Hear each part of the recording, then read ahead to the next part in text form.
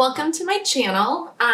For those of you that are new, my name is Elizabeth Nwansi. I own a wedding photography business, and I also own a education coaching business for wedding photographers. With that being said, I really specialize in helping people build their photography business, but also build it in a way that is sustainable, that allows them to charge more, and position themselves as more of a luxury photographer in their industry. So I help people with their portfolios and positioning. And I have an entire course called Roadmap to Booked to help you through all of that as well. Now, I know you clicked this video today because you wanted 10 tips to photograph your very, very first wedding. I know and still remember when I did my first wedding how nervous I was.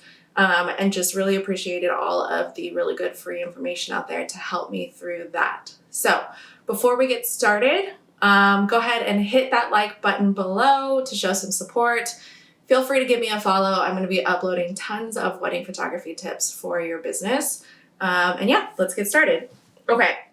So the very first suggestion is to have a pre-wedding sort of workflow.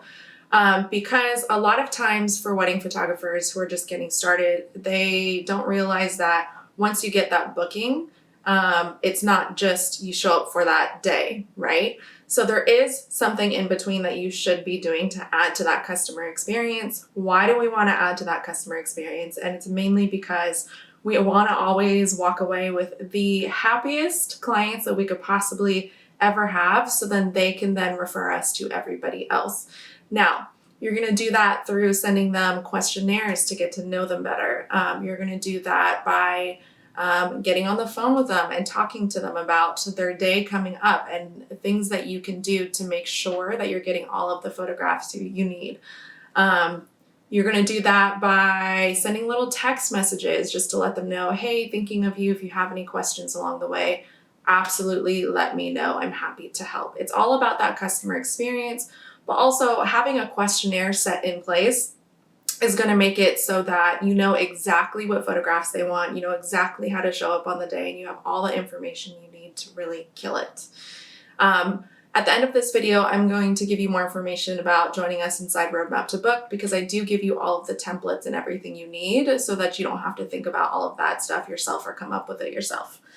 The second thing that's really important that a lot of people miss is you really want to introduce yourself to the vendor team. So that would be any planner that's involved. If there isn't a planner, there's usually like a venue coordinator for the venue that they booked. You want to introduce yourself to any other vendors. So like the florist, the videographer, the officiant, okay? Any vendor that's involved, these are people that you could potentially form relationships with in the future, which is really key. You know, the wedding photography industry is big on relationships and networking. But another really great point to that is you're not just creating an experience for your clients, you're also creating an experience for the vendors that you're working with, because you want them to refer you to their clients over and over again. So the way that you do that is you just send over a quick introduction email. And you can simply just say, you know, hi, I'm XYZ. I'll be photographing, you know, so-and-so's wedding. I'm thrilled to work with you guys. Please let me know if there's any shots that you want me to take for your brand. Happy to get those for you. Now, everything about what I teach is exceeding expectations. No one actually expects you to do this. But the idea is that when you over-deliver every single time in everything that you do, you really wow everybody that you work with, and you make it an easy yes for them to recommend to their clients to work with you again and again. Okay, so just imagine you have one photographer that you're working with who doesn't bother to send you an email, doesn't bother to introduce herself, and like barely talks to you the day of. And then you have another photographer who not only emails you beforehand, also asks you, can I get any marketing images for you? Can I take any pictures for you? Comes over and, you know, quickly introduces themselves the day of. They're really hardworking, and then they send you everything post-wedding that you can use in your own business. Who would you be more likely to recommend? So just remember, even though this is your first wedding, you want to stretch this wedding as much as possible to be able to book more clients, and that's an easy way to do that.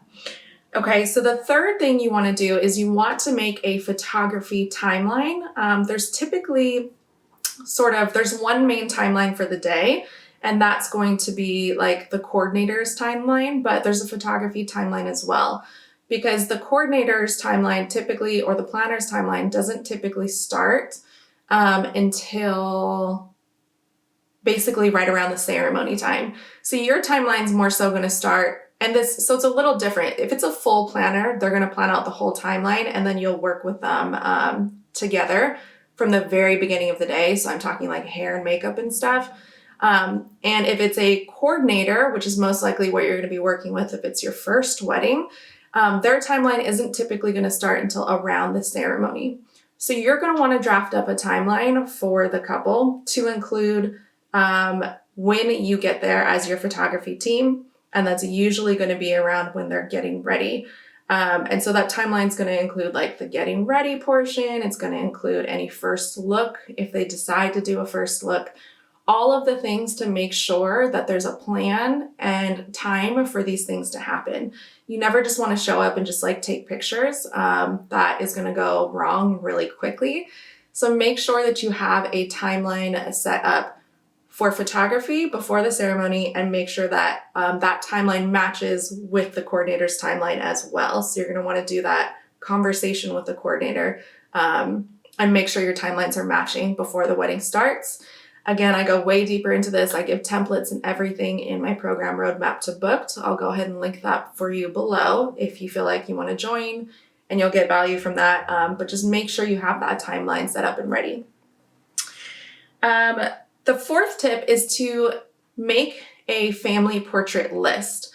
So you never want to go in and just be like, okay, like who am I getting pictures of? You want to have a plan beforehand, so that way it's not super unorganized, because what happens with the family portraits is if you don't have it organized, Uncle Bob's going to be getting drinks, Aunt Martha is going to be like off hanging out with her girlfriends.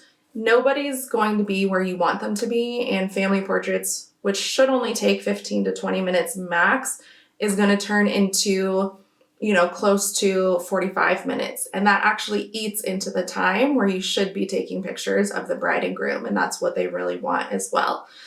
So the way that you're going to combat that is you're going to have a family list. I ask my couples to have a grouping list of up to 10. So 10 groupings max. So a grouping, for example, would be bride, groom, bride and groom's mom and dad, bride, groom, groom's mom and dad, and 10 of those, okay? And I always tell my couples, we can absolutely do more than 10. I don't recommend it during family portrait times. If there's additional family portrait photos that you guys want, why don't we get those during reception, so that we are still able to have time for you guys to do your bride and groom portraits, okay? So when you say, I'm doing this so that you have time to do your bride and groom portraits, it's an easy yes. You just have to educate your clients.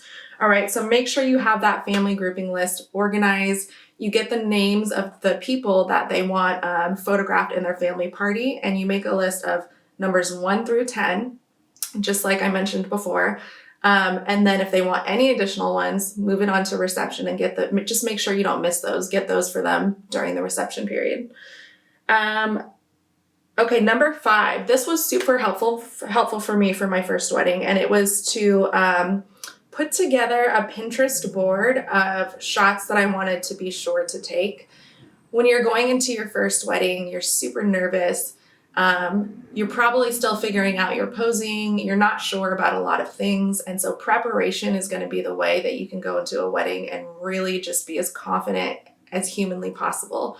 Now, a way to prepare in terms of the artistic side is to go through Pinterest, spend some time, and make a board specifically for that wedding of poses that you like, of detail shots that you like, of any shots that you want to get, obviously for the brides, but any shots that you actually want to get for your portfolio as well. The way you need to be looking at your first wedding is like, This is huge. This is a huge opportunity to book more weddings and to build your portfolio. So you want to make sure that you're getting the shots in the right way and you're really thinking about everything in the right way so that you can take this opportunity and create a ton more opportunities with it. So with that Pinterest board, what I did is I simply went through Pinterest. I spent like an hour going through poses that I wanted to get. I even wrote down like a little list of how the poses would go and what order I would do them. And I just studied that. So that way, when it was the day of the wedding, I could look at my list, just make sure I got everything done. And also I had the Pinterest board on my phone so that if I ever in the moment was like freezing, which we all do, especially when you're newer, if I froze and I just didn't know what to say, or like how to pose them, I could quickly just like look at my phone, see the pose and go, oh, that's right. And then I could direct them. Okay. So just preparation is going to help you so much on your first wedding. Let's see. Number 6 is to get there early. You guys are going to see a theme here. It's all about preparation, right? Get to the venue early. If you can get there the day before, get there the day before.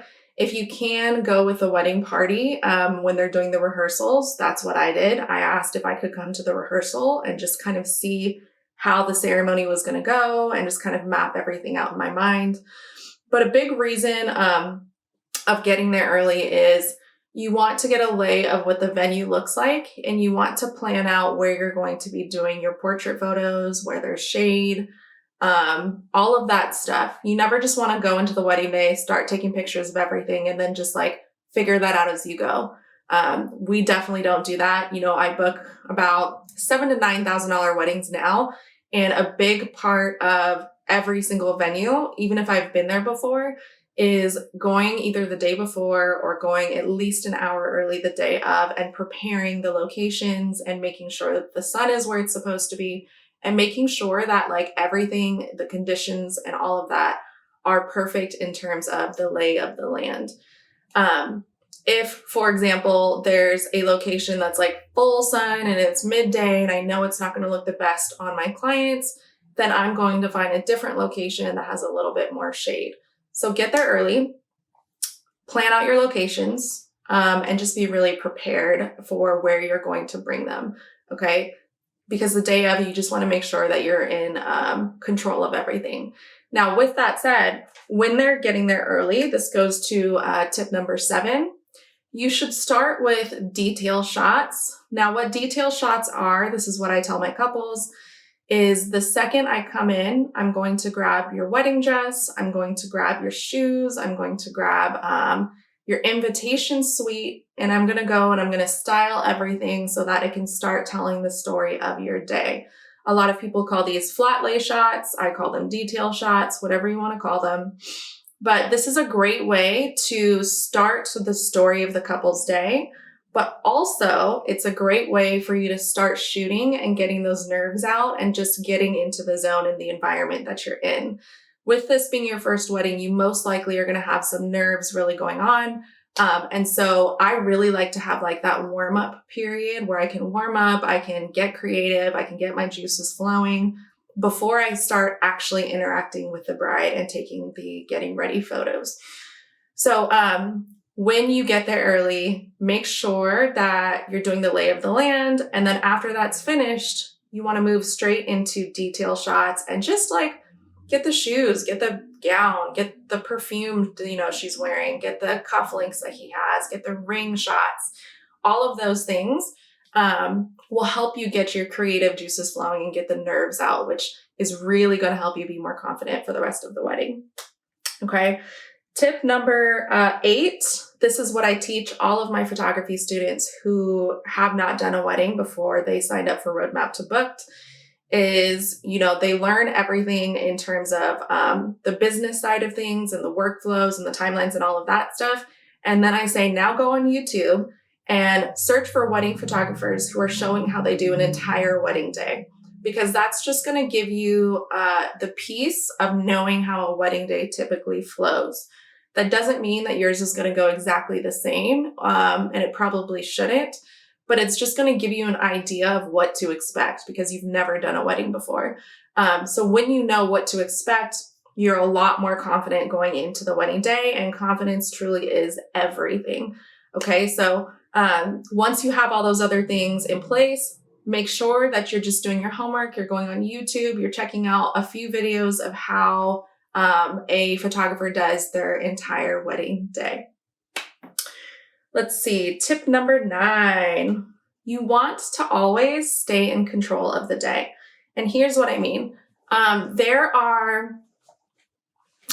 seen wedding photographers where they're very kind of, they're almost scared to ask the couple to do anything. They're very like tentative to run anything about the day. When the family portraits come, they're very quiet. I'm very introverted, and so being a wedding photographer was very interesting because you're called to be almost like an extrovert the day of. And by that, I mean, by taking control of the day, you have the timeline. So that's already taking control of the day. You've made your photography timeline, but you also need to step in and be that expert where that expert is needed.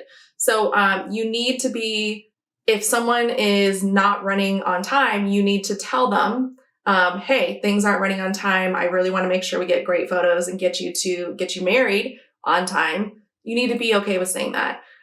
You need to be able to say, hey, this isn't working, so why don't we do this? During the family portraits, you need to be kind of loud and vocal. A lot of times family pictures are kind of all over the place. The family list will help with that, but you also just need to be in control of that time.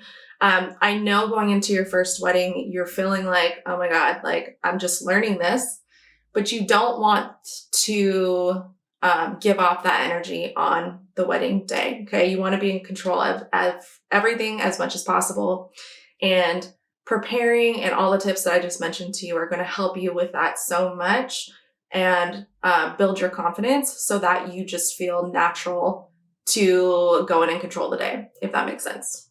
Okay.